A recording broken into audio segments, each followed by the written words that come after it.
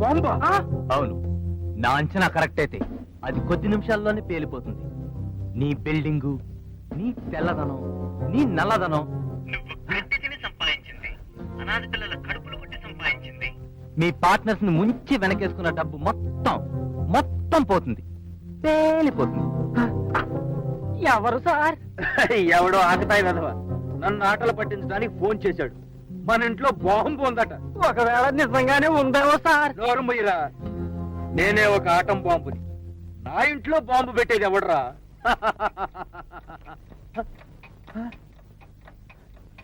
అదిగో sir time bomb.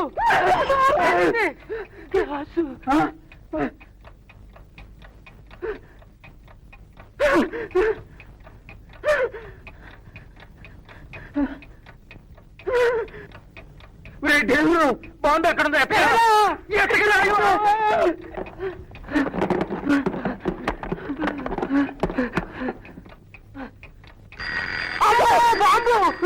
బాబు నన్ను వదిలేండి బాబు. పట్టుకుంటే పచ్చలు కూడా నమ్ముకుంటాను. కనీసం విలువైన వస్తువులైనా బయటికి జారేసుకున్నావరా?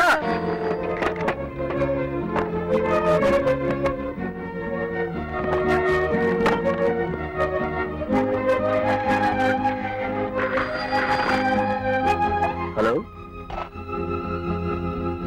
Income tax department. తొందరగా సర్దరాటి వెళ్ళరు.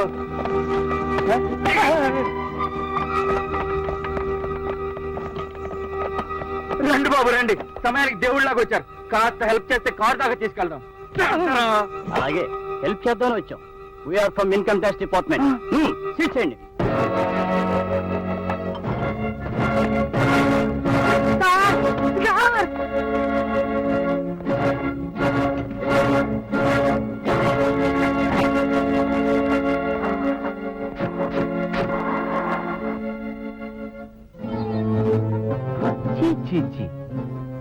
ఏమిటిది? ఇంత చిన్న విషయానికే బెంబేలు పడిపోతే ఎలా కుప్పుస్వామి? ముందు ముందు చాలా కష్టాలు పడాల్సి వస్తుంది. ఇప్పుడే ఈ దుప్పటి కప్పుకుంటే ఇక ముందేం కప్పుకుంటావు? ఎవట్రా నువ్వు? 2 ₹2 బిళ్ళలతో 2 దశాబ్దాలుగా నువ్వు సంపాదిస్తున్న పాపిస్ట్ సొమ్ముని ప్రభుత్వ పరం చేసిన ఒకే ఒక మనగాణ్ణి. నన్ను ఎందుకు ఇలా పని కట్టుకుని వెంటాడుతున్నావు? సమాధానం కావాలా? అయితే స్వార్థంతో మూసుకుపోయిన నీ కళ్ళనొక్కసారి తెరుస్తుడు కుప్పుస్వామి. నేను నిన్నెందుకు వెంటాడుతున్నానో అర్థం అవుతుంది. అనాథ శిశువుల ఆక్రందనను ఒక్కసారి గుర్తు తెచ్చుకో కుప్పుస్వామి. నువ్వు కట్టించిన అభాగ్యుల సమాధి గుట్టలు దాటి ఒక్కసారి బయటికి రా కుప్పుస్వామి. అప్పుడు నీకు అర్థం అవుతుంది నేనెవరినో నేనెందుకు వెంటాడుతున్నాను. అంతవరకు ఆలోచిస్తూ కూర్చో.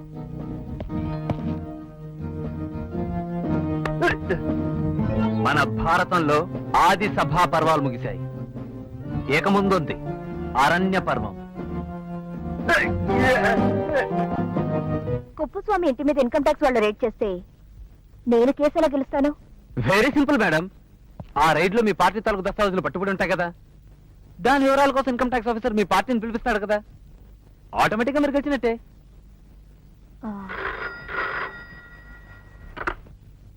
హలో, నమస్కారం అమ్మా, నేను సుబ్బారావుని. ఇప్పుడే ఇన్కమ్ ట్యాక్స్ ఆఫీస్ వాళ్ళు పిలిపించి నాకు దస్తావేజ్ గుర్తుపట్టమన్నారు. కుప్పుస్వామి దగ్గర పట్టుబడి నా దస్తావేజ్ మందేనమ్మా. ఆహా, వెరీ గుడ్. అయితే మనం కేసు గెలిచినట్టే. ఇక మీరేం దిగులు పడక్కర్లేదు. అలాగేనమ్మా, ఉంటాను. Thank you. నేను కరెక్టే, నేను ఇప్పటికైనా ఒప్పుకుంటారా? ఒప్పుకోక తప్పుతుందా? మీరు కృష్ణ భగవానుడిలా చక్రం తిప్పి మరీ ఘనకార్యం సాధిస్తుంటే. రాజకీయంలోనే గాని రాజకీయంలో నేను కృష్ణుడు కాదండోయ్. ఆ శ్రీరామచంద్రుడిలాగా ఏకపత్ని వ్రతుని అవుదాం అనుకుంటున్నాను. చక్కటి అందమైన పిల్లను, ఆల్చిప్పల్లాంటి కళ్ళున్న అమ్మాయిని చూసి మనసు ఇచ్చిపుచ్చుకుందాం అనుకుంటున్నాను. మీరెవరినైనా ప్రేమించారా? అదే, ప్రేమించడం కోసం ఒక పలక్ కొని ఆ అని రాయడం మొదలు పెట్టాను. ఆ అంటే అమ్మ, ఇంకా అక్కడే ఉన్నారన్నమాట. ఆ అంటే అమ్మాయి ఎందుకు కాకూడదు? మరి అంకుల్ కి హలో చెప్పవా? హలో, ఏమిటి ఇక్కడ తెలియవు? భారత్ మళ్ళీ ఆపదలు పడ్డారా? ఎస్ఐ గారు ఎదురింట్లో ఉంటున్న అమ్మాయికి అంత తేలిగ్గా ఆపదలు వస్తాయండి. బాగా చెప్పావు. భారతి, మీరు ఇంటి దగ్గరే ఉంటారుగా? నేను డ్యూటీకి వెళ్తున్నాను, పాపని కనిపెట్టి ఉంటారని. మీరు నాకేం కొత్తగా చెప్పనక్కర్లేదండి. బేబీని కనిపెట్టి ఉండమని వీళ్ళమ్మ నా కోసం కనిపెట్టి వెళ్ళింది అనుకుంటాను. అయితే నేను వెళ్ళొస్తాను. ఇన్స్పెక్టర్ గారు నన్ను కూడా దారిలో డ్రాప్ చేస్తే. Okay come on. Thank you sir. Tata daddy, tata uncle. రమ్మా, మన విషయం మీ నాన్నగారికి తెలిస్తే? మా డాడీకి నేనంటే చాలా ఇష్టం. నా మాట కాదనరు. ఇష్టాల కంటే ఆస్తులు అంతస్తుల తేడాలు చూస్తున్న రోజులు ఇవి. లేదానంద్, నా ప్రతి పుట్టినరోజుకి ఏదైనా గిఫ్ట్ ఇవ్వటం మా డాడీకి అలవాటు. రేపు నా బర్త్డే పార్టీలో నిన్నే గిఫ్ట్ గా ఇమ్మని అడుగుతాను. ఆయన కాదంటే? ఇదే ఆ ఇంట్లో నేను చేసుకునే ఆఖరి బర్త్డే పార్టీ అవుతుంది. రిసీవ్ చేసుకో. నమస్తే సేఠ్జీ, నమస్తే. నమస్తే.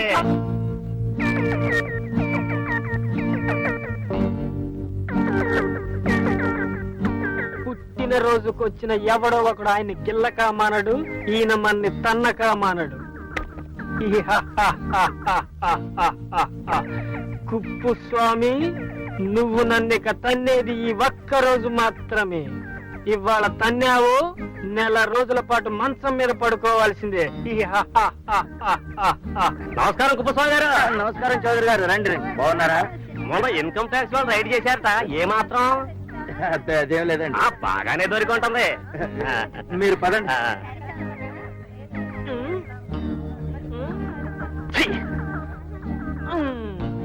ఏరమ్మా, నమస్కారం కుప్పస్వామి. నమస్తే నమస్తే.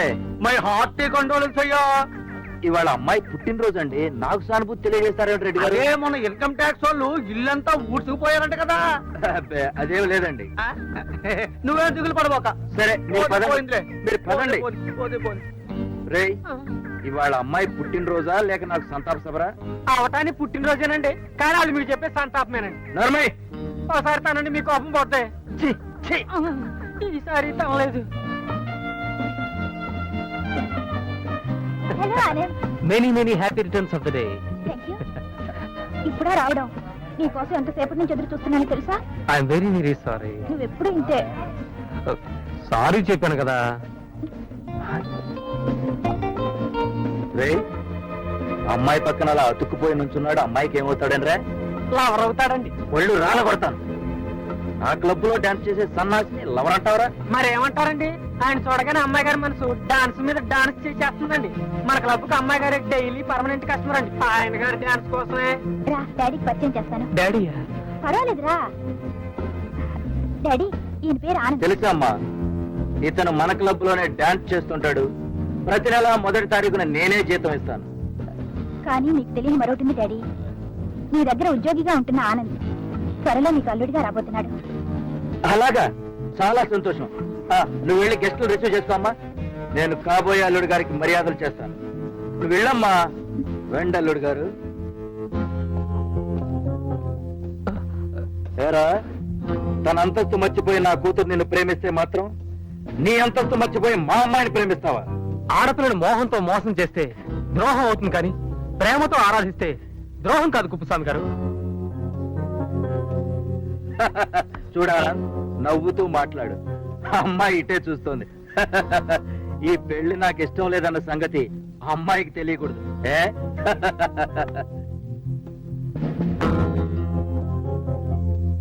రేయ్, నీకు ఆరాధించాలని ఉంటే ఫుట్పాత్ మీద ఉన్న ఏ అడ్రస్ లేని దాన్నో, స్లమ్ ఏరియాలో ఉన్న కూలి దాన్నో చూసి ఆరాధించు. ఇట్స్ టూ లేట్ కుప్పస్వామి గారు. మేము ఇచ్చి పుచ్చుకోవడం ఎప్పుడో జరిగింది. ఇదేమన్నా మంగళగౌరి వ్రతం అనుకున్నావురా? వాయనం ఇచ్చి పుచ్చుకోవడానికి. ఐశ్వర్యం ఉన్న ఆడపిల్ల మనస్సు. ప్రేమకు స్పెల్లింగ్ చెప్పగల మనుషులు ఇంకా పుట్టలేదు కుప్పస్వామి గారు. అది ఎక్కడ పుట్టి ఎక్కడ పెరిగి ఎక్కడ అంతమవుతుందో కాలమే చెప్పాలి, గాని మనుషులు కాదు. మీరు నా ప్రాణాలు తీసినా మా మనసులు మార్చుకోలేము. బాయ్. కేక్ కట్ చేసిన తర్వాత వెళ్ళు. అమ్మాయికి మాత్రం ఈ విషయం. మా డాడీ ఏమన్నారు? Come on. సార్, మీకు చాలా కోపం వచ్చినట్టుంది. బయటికి వెళ్ళి ఎవరినైనా ఏమన్నా అన్నారనుకోండి, మీ పరువు పోతుంది. అందుకని నన్ను తన్నండి. ఆలోచించొద్దు, లేపండి కాలు, తన్నండి జాడించి. నిన్ను తన్ననరా, వాణ్ణి తన్నే ఏర్పాట్లు చేస్తాను. ఈసారి తనలేదు.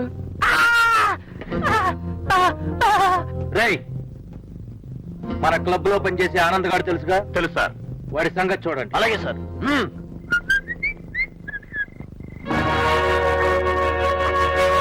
Anand, Anand, Anand, my God.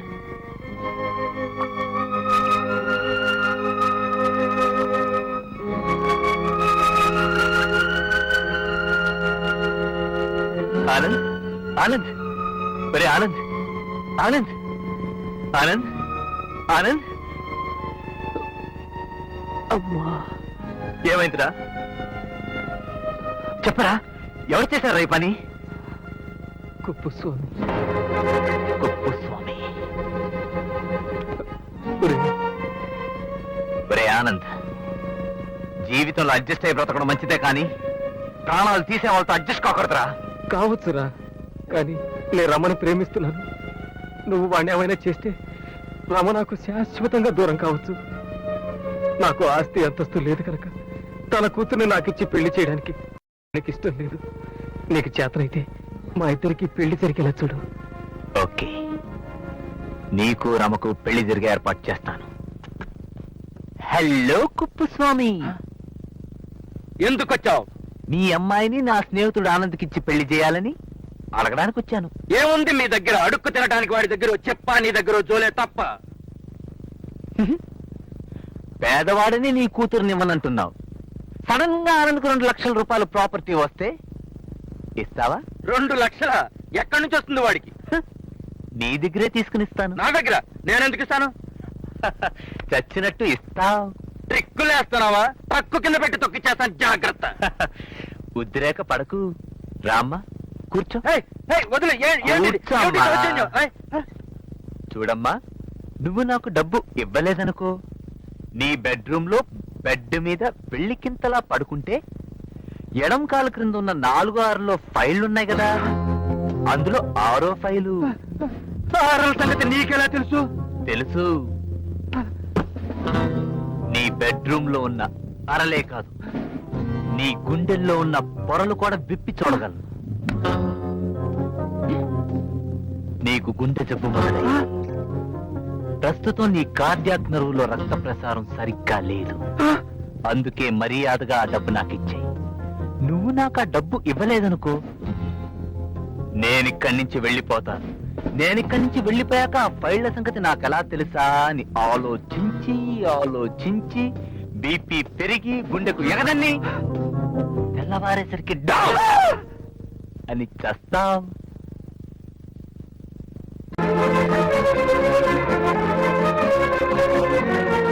ఈ బెడ్రూమ్ లో బెడ్ మీద వెలికింతలా పడుకుంటే ఎడమ కాలు క్రింద ఉన్న 4వ 6వ ఫైలు.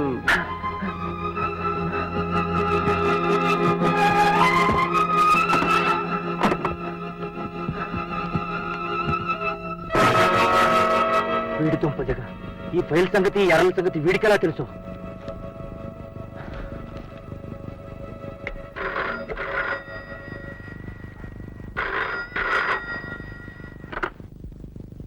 హలో, నేనే కుప్పు, రంగాని.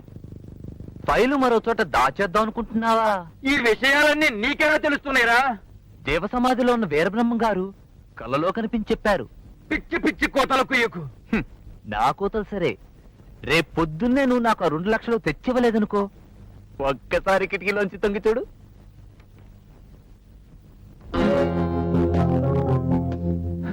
చూసావా, వాళ్ళు విజిలెన్స్ ఆఫీసర్స్.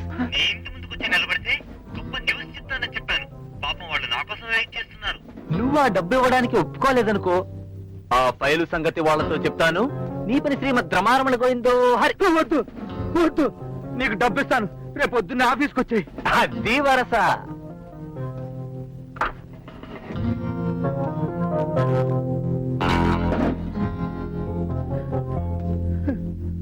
Very good. ఈ డబ్బు ఆనంద్కిస్తాను. అప్పుడు వాడు లక్షాధికారి అవుతాడు. ఇక పెళ్లి చేయడానికి నీకే అభ్యంతరం లేదనుకుంటాను. నువ్వెవరు? నా ఫైల్ సంగతి నీకెలా తెలిసిందో చెప్పకపోతే ఈ పెళ్లి చచ్చినా జరగనివ్వను. రండి అక్కయ్య గారు, వీడే మా అయ్యగారిని భయపెట్టి 2 లక్షలు తీసుకున్నాడు. ఇదిగో బ్రీఫ్ కేసు, అరెస్ట్ చేయండి. మిస్టర్ రంగా, కుప్పస్వామి గారిని భయపెట్టి డబ్బు తీసుకెళ్తున్నమాట నిజమా? అబ్బే లేదే. ఏమండి కుప్పస్వామి గారు, మన 6వ నంబర్ ఫైల్ ప్రకారం అవును, అబ్బే అదేం లేదండి, మాకెన్నో లావాదేవీలు ఉంటాయి. ఆ డబ్బు నేనే ఇచ్చాను. వైట్ అకౌంటేనా? పాల కంటే వైట్ గా ఉన్న అకౌంట్ సార్ కదండి. ఇంకా ఏమైనా వివరాలు కావాలంటే వారిని అడిగి తెలుసుకోండి. వస్తా. ఏమయ్యా, పోలీసులు అంటే నీకు పిచ్చి వాళ్ళకి కనిపిస్తున్నారా? ఈసారి ఇలాంటి తప్పు చేసావంటే లాకప్ లో పడేస్తాను. Be careful. ఎరా, డబ్బు పోగొట్టుకుంది కాక నన్ను పోలీసులకు కూడా పట్టిద్దాం అనుకున్నావా?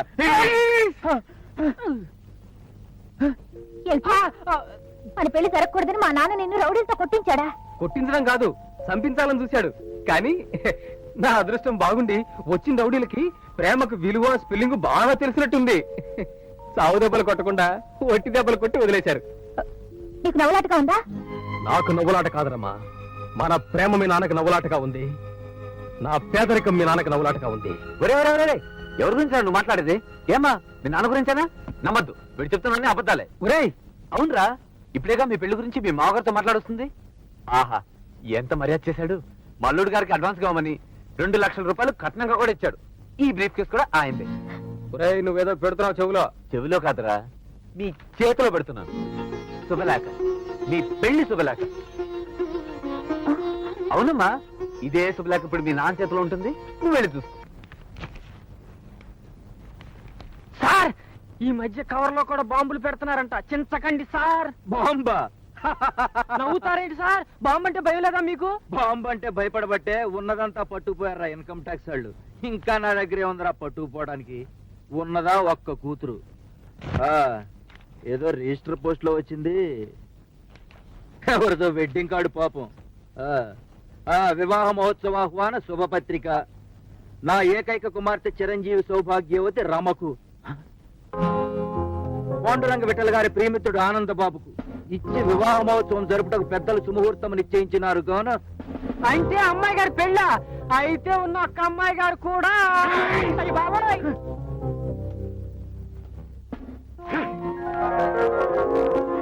సరే, మా పెళ్లి శుభలేఖ మీకు అందిందనమాట. ఇదిగో పెళ్లి కొడుకు తరఫున శుభలేఖ మీకిమ్మన్నారు. ఇది శుభలేఖ కాదే, దినం కాదు. చదవగానే చిచ్చేయమన్నారు.